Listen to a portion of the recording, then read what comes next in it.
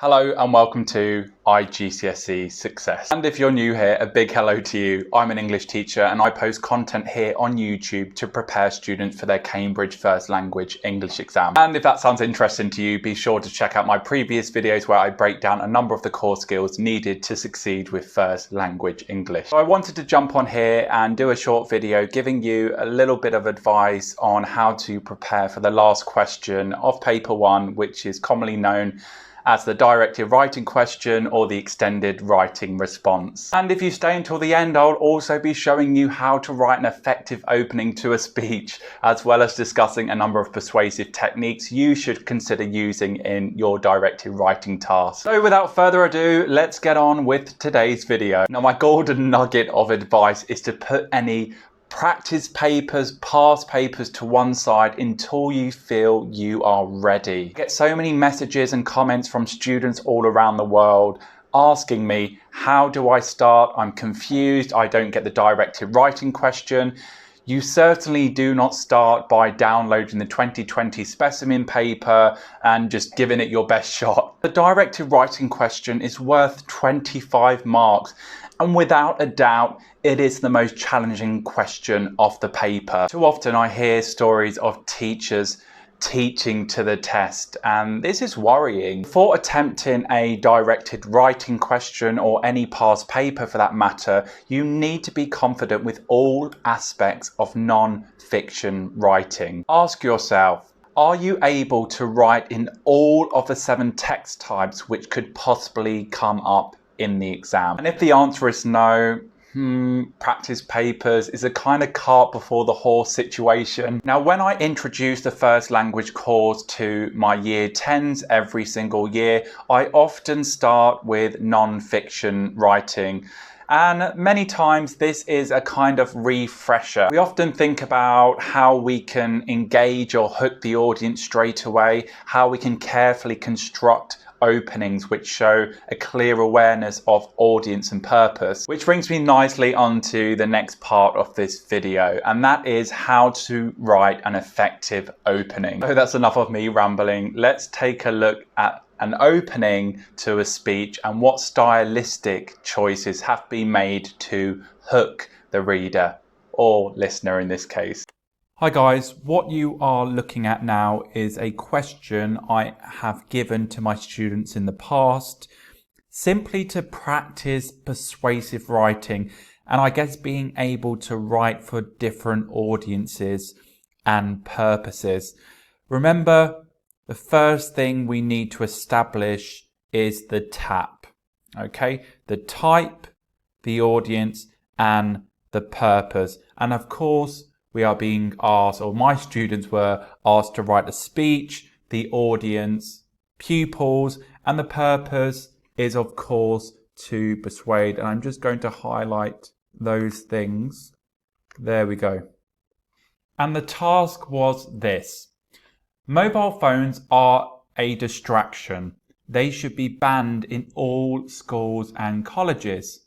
Write a persuasive speech to your fellow pupils giving your opinions. Sorry, and I should probably highlight persuasive as well.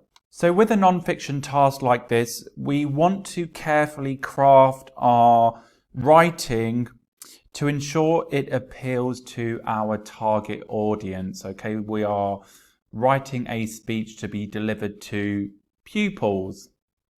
Now, when I get my students to write any kind of persuasive writing, I often ask them to remember a ripe forest, and I'll post an image of what each letter stands for now. I mean, in the past, I've used A forest, DA forest. I think there are other acronyms as well, but a ripe forest, it kind of covers all bases, I think.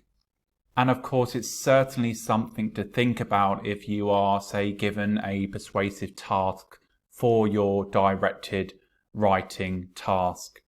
So now let's look at an opening to this question and discuss why it's particularly effective. So let's just read it first of all. Imagine this. You are in your favorite class, that one class that you look forward to every week.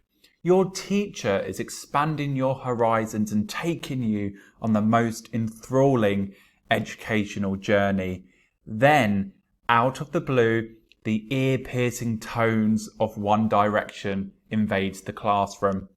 It's someone's phone ringing. The educational journey is over. The classroom erupts into laughter. The student responsible begins to sink into their chair. The teacher struggles to regain control of the classroom, but then the bell rings and you've forgotten everything. Yes, you've guessed it. I'm here to talk about mobile phones. Unfortunately, this is not an isolated incident. Phones continually distract us from our studies and prevent us from learning. Isn't it about time that we did something about it? So let's just try and dissect this opening and consider what makes it successful. Now, of course, the opening, and sorry if you can hear me clicking, guys, imagine this. That imperative verb, imagine, almost forces the audience to listen. It instantly piques their interest, and it's certainly something I would recommend you doing if you are given some sort of persuasive speech for your directed writing task. Then what follows, you are in your favorite class, that one class that you look forward to, yada, yada, yada. What follows is some sort of personal anecdote. And an anecdote, I guess, is a personal story of sorts. And this instantly, again, appeals to the age of the audience. I mean, anecdotes are really, really important for speeches. I mean, if you watch TED Talks, for example, they will always start with some sort of anecdote. And it just, it bridges that gap. It creates a relationship straight away. Really, really effective way to, engage the audience. And I also want to comment on the overall writing style and how the ideas are crafted, which is also, very successful. Notice the exciting phrases, the exciting vocabulary choices. We've got this, idiom here, expanding your horizons. We've got these exciting vocabulary choices, enthralling, invade. Well, I'm not going to highlight all of the sort of wow words, but impressive vocabulary, impressive sentence structures. Your writing style is certainly going to ensure that you get some pretty good marks indeed. And of course, let's not forget my well, I found this funny, guys. Let's not forget my reference to One Direction. The ear-piercing tones of One Direction invading the classroom.